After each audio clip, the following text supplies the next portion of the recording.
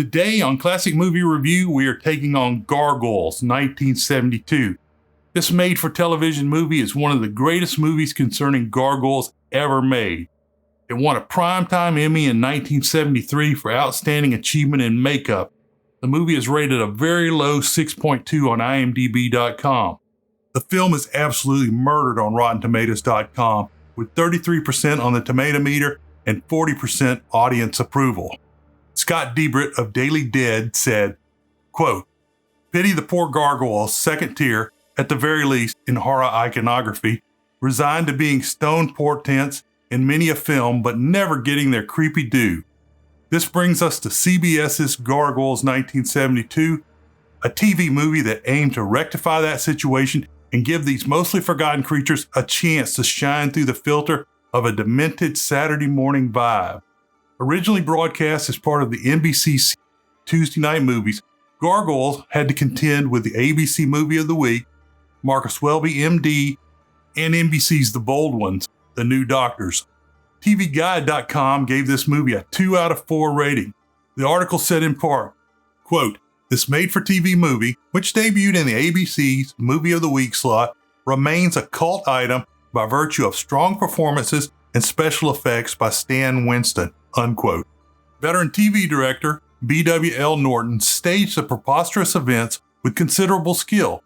Though he shows the gargoyles too often and in too much detail, the suits don't stand up to prolonged, close examination. And the Carlsbad Caverns climax is a keeper, unquote. It is my personal opinion that this movie is excellent. I mean, they hunt for gargoyles with horses, motorbikes, and dogs. There's even a part where a gargoyle leaps into the air, knocking a man off the motorcycle and horses. A winged gargoyle even rides a horse. There's a drunken motel owner, and she is desperate to have sex. Scott Glenn is the leader of the bike riders, and the damsel in distress is always wearing a halter top. I mean, what's not to like? Actors. Cornel Wilde was Dr. Mercer Bowley, the all-knowing and tough guy anthropologist. This great actor was first covered in the film noir The Big Combo 1955. Scott Glenn played motorcycle rider James Rieger. Glenn was first covered in The Challenge 1982. Jennifer Salt played the halter-top wearing subject of the head gargoyle's affection, Dana Bowley. Salt was born in California in 1944. In New York, she attended the High School of Performing Arts and later graduated from Sarah Lawrence College. One of her earlier roles was a small part in Midnight Cowboy 1969. She was in Play It Again Sam 1972 about a man obsessed with Casablanca, and Sisters 1972. On television Soap from 1977 to 81, she played Eunice Tate. Salt eventually left acting and began writing and producing. She has done quite well writing for television's Nip Tuck from 2003 to 2010 and for American Horror Story from 2011 to 2015. Bernie Casey was in the role of the winged head gargoyle that took a shine to the human girl. Casey was born in West Virginia in 1939. He graduated from high school in Columbus, Ohio. He earned a BA from Bowling Green State University while on an athletic scholarship. Casey played wide receiver for the San Francisco 49ers from 1961 to 66 and for the Los Angeles Rams from 1967 to 68. After the NFL, he returned to Bowling Green State University and earned an MA. Casey was an accomplished painter and poet. Casey had a total of 35 movies, beginning with Guns of the Magnificent Seven 1969, a sequel to The Magnificent Seven 1960. His other films include Boxcar Bertha 1972, Tick, Tick, Tick 1970, Black Gun 1972, Cleopatra Jones 1973, Cornbread, Earl and Me 1975, The Man Who Fell to Earth 1976, Sharky's Machine 1981, and Never Say Never Again 1983. I remember him best from 2 television movies and his later work where he often played a strict or stern character. Of course, the 2 television movies are Brian's Song 1971, I Cried, and Gargoyles 1972. For some reason, Casey's voice was overdubbed in Gargoyles 1972 by Vic Perrin. His later films include the role of Ewan Jefferson in the now somewhat rapey Revenge of the Nerds 1984, Spies Like Us 1985, I'm Gonna Get You Sucker, 1988. The History Teacher in Bill and Ted's Excellent Adventure, 1989. Another 48 Hours, 1990. And Under Siege, 1992. Casey died in 2017. Grayson Hall played the drunken, undersexed motel owner, Mrs. Parks. She was born in Pennsylvania in 1922. Her mother was an actress that performed extensively in Yiddish theater. She began acting at an early age, and by the age of 20, she was working on the stage. Hall began working on television in 1951. Her first movie was Run Across the River, 1961, quickly followed by Satan in High Heels, 1962. She had a fantastic performance in an excellent movie, The Night of the Iguana, 1964. For this film, she was nominated for Best Actress in a Supporting Role. A Disney flick followed this, That Darn Cat, 1965.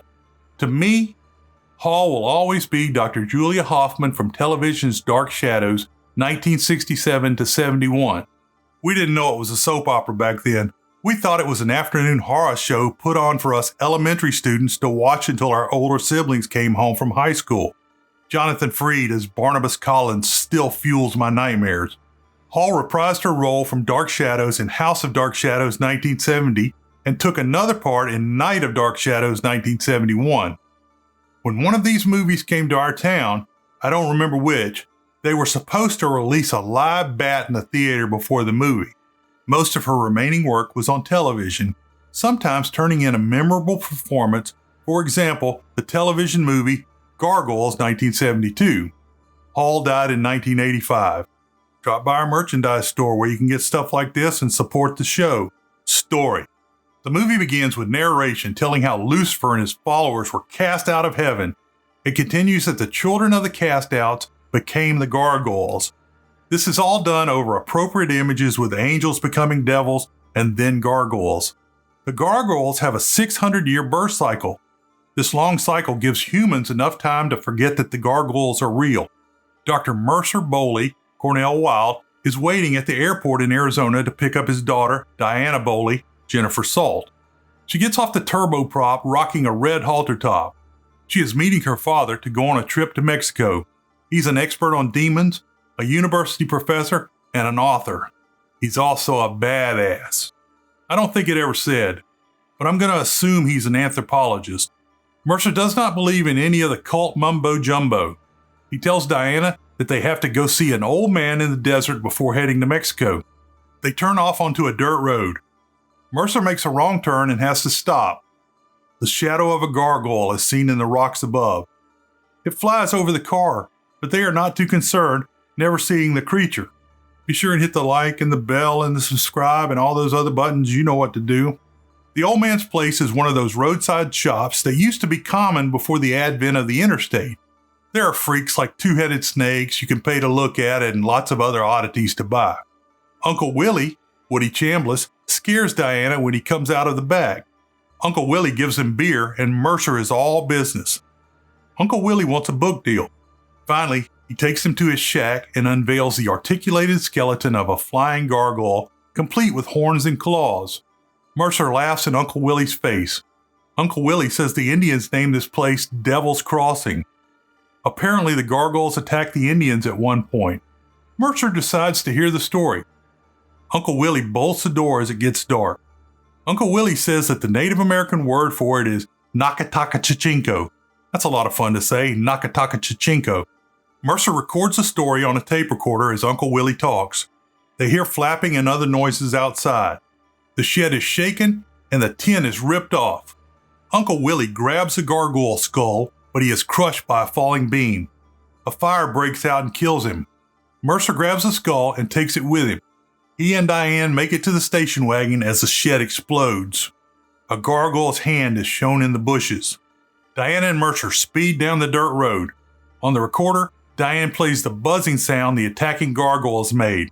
A gargoyle runs the car down and jumps onto the roof. Mercer's anthropology driving training allows him to throw the monster off the car. Diana and Mercer limp the damaged car into a gas station where the vehicle can be fixed. The station attendant, Buddy, Jim Conley, tells him that there's a motel next door. Mercer looks at the rips in the roof of the car as Diana picks the gargoyle's head up to take it with them. The Cactus Motel is a series of adobe-style buildings. They meet the motel owner, Mrs. Parks, Grayson Hall. She has a drink in her hand.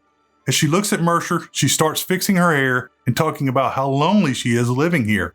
She invites Mercer for a nightcap, but he politely declines. Actually, it was Hall's idea to have a drink in her hand in every scene she played. In the morning, Diana sleeps late, but Mercer is up going over the tape recordings. Diana is wearing a baby doll nightgown. Mercer plans to have the skull carbon dated when he gets back, but he estimates it to be 400 to 600 years old by eyeballing it. Pretty good. Dana insists on going to the police about Uncle Willie. Mercer says that they will leave the part about the gargoyle skull out of the tale. Mercer, Diane, Deputy Jesse, John Gruber, and the police chief, William Stevens, drive out to Uncle Willie's place. Mercer tells Diana that the attackers are gone, but it seems they are being watched from the rocks. When they arrived at the burned shed, some dirt bikers are riding around and looking through the debris.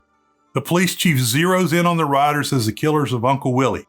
Some of the riders are caught at the scene, but 2 others are pursued by the police chief.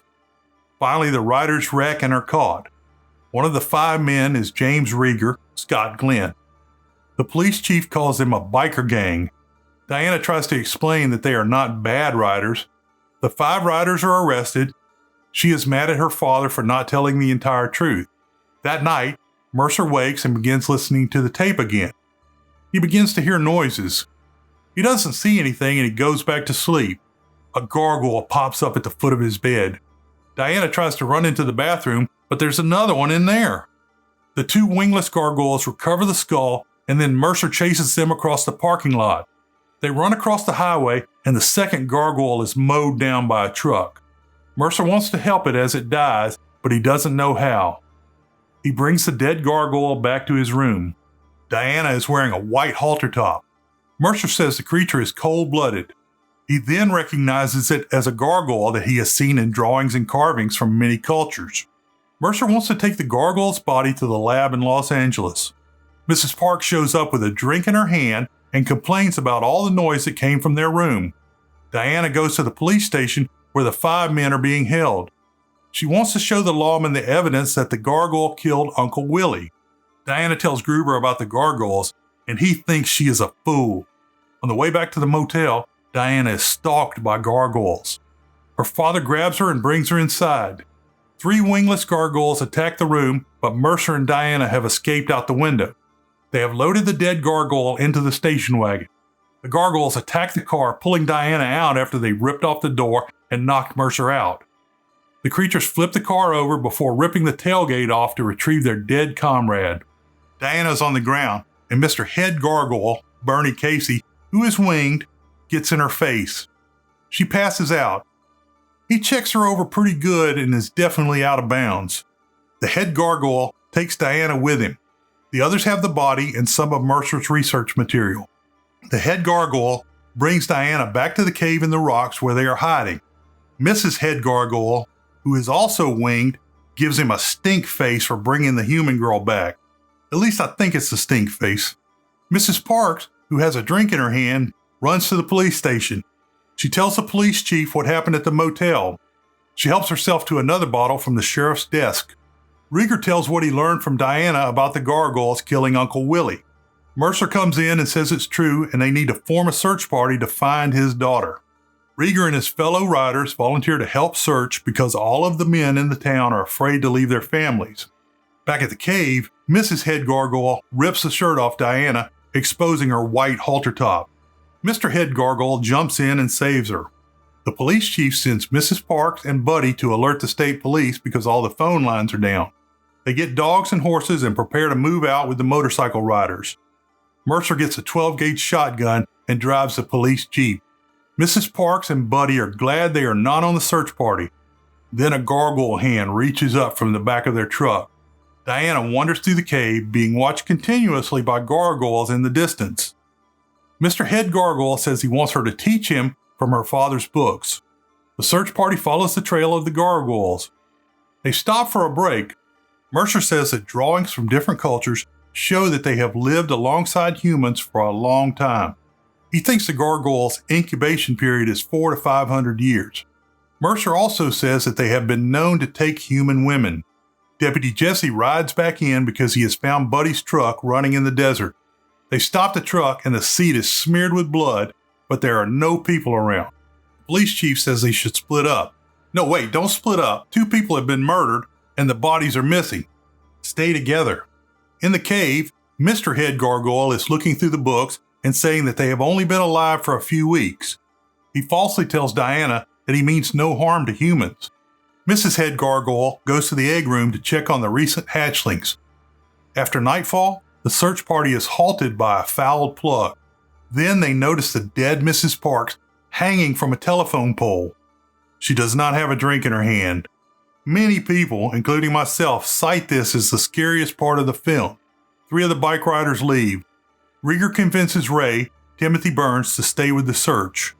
Mrs. Head Gargoyle reports to Mr. Head Gargoyle that men, horses, and dogs are coming towards the cave in the desert. She says they need another day for hatching. In the desert, close by, men, horses, and dogs. The eggs. They're hatching. There'll be many, many more by tomorrow. Mr. Head Gargoyle decides that the humans should be stopped in the desert. He calls the whole band out to attack while he stands on a rock and poses with his wings spread, laughing diabolically. It's good to be the king. The Gargoyles attack Deputy Jesse and then motorcycle rider Ray. They then hit the Jeep being driven by Mercer. He kills 3 of them with a shotgun while some other Gargoyles kill Ray. Mercer kills 1 more before his shotgun jams and he is knocked down. The police chief comes charging in on horseback, blazing away with his 6-shooters. The other Gargoyles flee as the police chief and Rieger ride past Mercer. Mercer is alone when Mr. Head Gargoyle rides in on the deputy's horse. The Gargoyle says he will take Mercer to his daughter if he leaves the shotgun behind. Once the Gargoyle gets Mercer in the cave, he tells him that he will be a hostage. Mr. Head Gargoyle says the eggs have begun hatching after 500 years. Of course, this is different than what was said in the intro. Mr. Head Gargoyle throws Mercer into a pit. In a Bond villain move, Mr. Head Gargoyle leaves Mercer alone. The Gargoyle makes Diana read him dirty stories about incubuses. He says he doesn't like her like that. He's just curious. Mrs. Head Gargoyle slinks around the corner. Mercer finds the egg chamber and walks right in. Mrs. Head Gargoyle grabs his hand and says, "Diana." She leads him to Diana. Mr. Head Gargoyle is being date rapey. He then drags Diana down another tunnel. Mrs. Head Gargoyle helps Mercer follow his daughter. A young gargoyle chases after them, but Mercer kills it with a rock. Mercer finds his way out of the cave. The police chief, Deputy Jesse, and Rieger show up in the police jeep. He tells about the eggs. Rieger says he will go back into the cave with Mercer to burn the eggs with gas that was in the back of the jeep. The law people decide to wait below to make sure the gargoyles don't get away with Diana. Mercer and Rieger go into the cave using the shotgun and a pistol to kill gargoyles. Mercer, like all anthropologists, took a shotgun course as part of his graduate school and can learn how to fight off Nazis and gargoyles and stuff like that. Rieger sets the eggs on fire, but it seems he lost his life in the flames. Mr. and Mrs. Head Gargoyle come out of the cave entrance with Diana. Mercer comes out right behind and tries to free his daughter. Mr. Head Gargoyle swats him away. Since Mr. and Mrs. Head Gargoyle are both winged breeders, they can lay new eggs and he can still carry Diana away. Mercer takes a rock and smashes Miss Head Gargoyle's wing. Mr. Head Gargoyle now has the choice of carrying his mate or his would-be girlfriend. Of course, if he doesn't carry his mate, the gargoyle species will die out. The police start shooting. Mr. Head Gargoyle compliments Mercer on his move and then flies away with his mate. Mercer and Diana watch them fly. Summary. Wikipedia states, quote, "In architecture, and specifically in Gothic architecture, a gargoyle is a carved or formed grotesque with a spout designed to convey water from the roof," unquote. So no matter how grotesque the monster on the building is, unless water gurgles out of its mouth, it's not a gargoyle. World famous short summary. Lay off that pet shop dame. Women weaken legs. Beware the Moors. It's a new video that you might be interested up here or down here or over here.